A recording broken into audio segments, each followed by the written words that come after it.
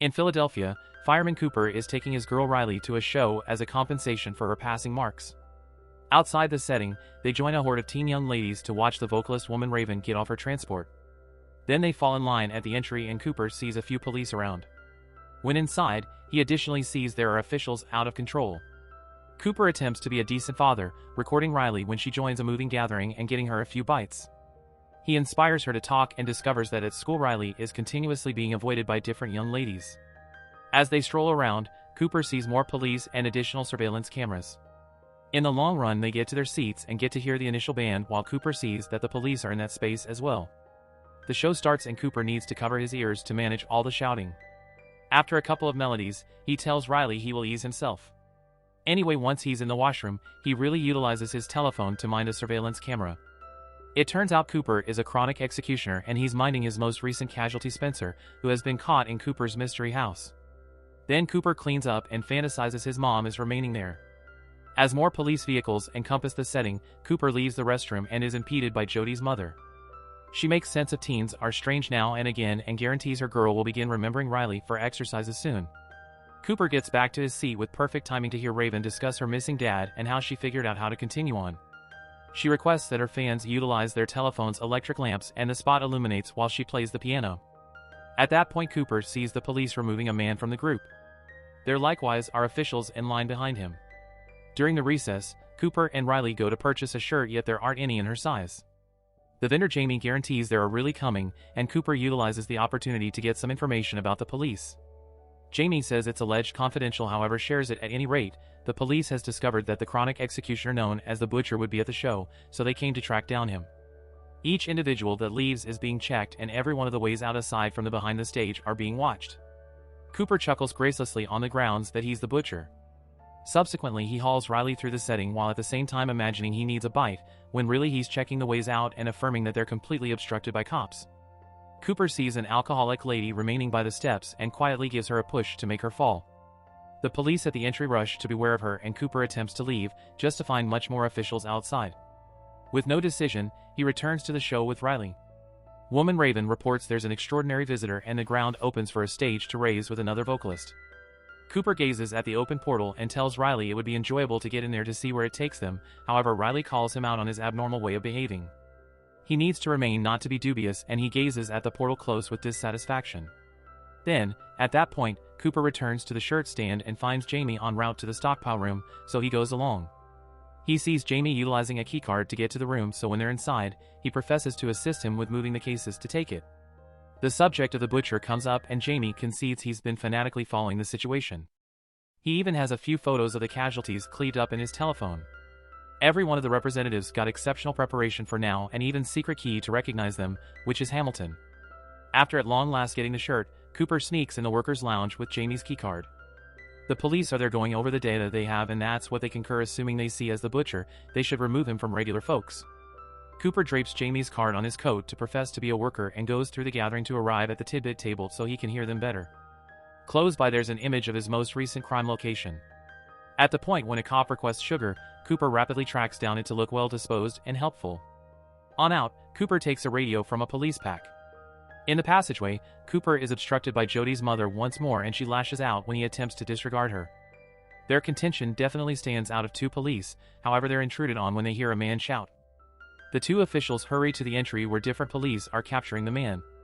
This time Cooper additionally sees Josephine among them.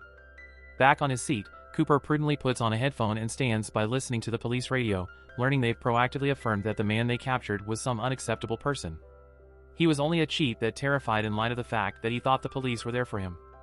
As certain officials stroll among the seats to capture another person, Cooper pays attention to the portrayals of the men they should search for. One remembers a white male for his 30s with a creature tattoo on his right arm, which depicts him. Fortunately, he tracks down a wristband on a young lady's pack and puts it on to cover the tattoo. Subsequent to checking the scenes guide on the telephone, he lets Riley know that he failed to remember his charge card at the shirt stand and leaves once more. On the radio, he hears that the FBI is setting up tents around the structure and blockades on the central avenues. Cooper considers pulling the alarm, however he sees there's a surveillance camera watching him. He likewise hears Josephine speculating that he would attempt the alert stunt. Rather, he slips into the burger stand and wrecks with the fryer. Whenever he's gone, a laborer keeps an eye on the French fries and finds 2 jugs drifting in the hot oil. The containers abruptly detonate and the clients shout in alarm, standing out enough to be noticed. While everybody is occupied, Cooper takes a cover and puts it on as he goes to the rooftop. There are cops there as well, so Cooper lets them know he really wanted some air after the occurrence in the kitchen. The officials affirm his story on the radio yet request the code, so Cooper says Hamilton. Still uncertain, the police additionally request his card. Fortunately, Cooper finds a wallet in the cover's pocket and a setting card that gets them away from him. Prior to leaving, he gets some information about Josephine. The police make sense if she's a profiler who got numerous chronic killers before. At the point when he returns first floor, Cooper sees the specialist with serious consumes and the pipe dream of his mom remaining close to her. A short time later, Cooper finds Riley, who is stressed over his way of behaving. He tells her that he got cornered by Jody's mother, and Riley gets some information about her schoolmates any longer since she's become friends with the young ladies sitting close to her. At the point when they return to their seats, Riley makes sense of here Raven picks a young lady from the crowd to go on the stage and even see the behind the stage. Seeing that as an open door, Cooper approaches one of the group overseers and lets him know that Riley as of late recuperated from leukemia because of woman Raven being her motivation. The police are drawing nearer to Cooper's spot, however fortunately his arrangement works and Riley is decided to go in front of an audience. The 2 of them get behind the stage passes and the controller converses with a cop to allow them to pass. Riley is exceptionally apprehensive, yet she actually goes in when Raven requires her, and Cooper attempts to partake in his girl's joy while overlooking every one of the police close to him. In the group, Jody and her mother are angry to see Riley on the stage. After the tune is finished, Cooper sees a young lady falling and gets her, asking the specialist for a spot for her to rest. He's taken behind the stage just before Josephine can see him. Cooper helps the debilitated young lady quiet down and even gives her some juice. The director is truly appreciative for his assistance and allows them to watch the finish of the show close to the stage. Cooper inquires as to whether they can pass on through the behind-the-stage entryway to keep away from the group toward the end, and the administrator says okay. When the show is finished, Cooper hears on the police radio that each male in the setting will be kept an eye on out. Anyway, when he attempts to leave with Riley, he finds that the behind-the-stage entryway is additionally impeded by cops. In a room close by, Cooper hears Josephine let Raven know that the cameras will have photographs and information of each and every individual that came to the show. Getting frantic, Cooper approaches Raven and requests that she discuss Riley's condition.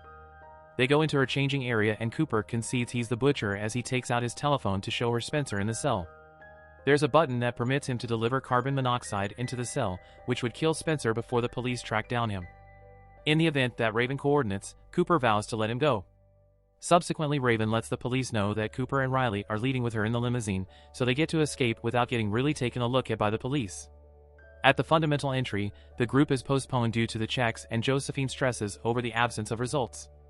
During the ride, Cooper lets the driver know where he left his vehicle so they can be dropped there, but Raven inquires as to whether she can visit her home. Riley gets energized and calls her mother for authorization, so Cooper can grin as he gives the driver his personal residence, all things considered. Minutes after the fact, they're invited by Cooper's better half Rachel and their other youngster. As they go inside the house, Cooper reminds Raven that he'll kill Spencer assuming she has a go at anything. Over espresso and cake, Rachel gets some information about the show and Raven educates her concerning the police activity to get the butcher. The FBI found a receipt for a show pass in one of the butcher's phony houses, so they reach Raven to make the arrangement. Josephine has been profiling the butcher for some time and claims he's a white man in his 30s or mid-40s, has a key, influential place, drives a dim vehicle because of a potential OCD, and had a scarring relationship with his mom. Cooper gets awkward due to how precise each word is and brings up time slipping away, but Raven offers to play a melody on the family piano. She causes Riley to sit close to her and uses the opportunity to take her telephone. After the tune is over, Raven says they ought to take a selfie, yet Riley can't track down her telephone, so Raven advises her to involve Cooper's as she takes it from his hands. After they snap the photo, Raven requests the washroom and surges in there with the telephone, locking the entryway behind her. Cooper begins beating on the entryway and his family are weirded out by his way of behaving. The telephone is opened and Raven will converse with Spencer, requesting him for any subtleties he recalls from the area. Spencer makes reference to things like the entryway tone and a sculpture close by, then, at that point, Raven begins a live stream on her own telephone. She lets her supporters know every one of the subtleties Spencer referenced until one individual perceives the spot and sends the police.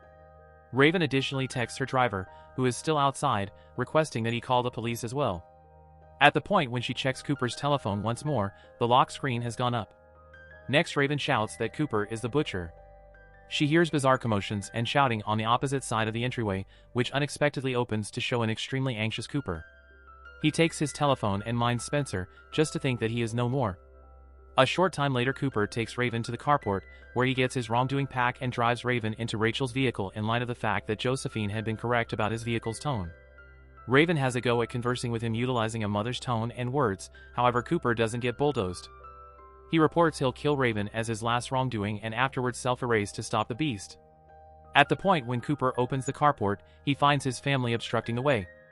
He had secured them in Riley's room, yet he disregarded the window and the tree close to it. Cooper is in shock since his two lives have at last impacted, and Raven utilizes the opportunity to leave the vehicle.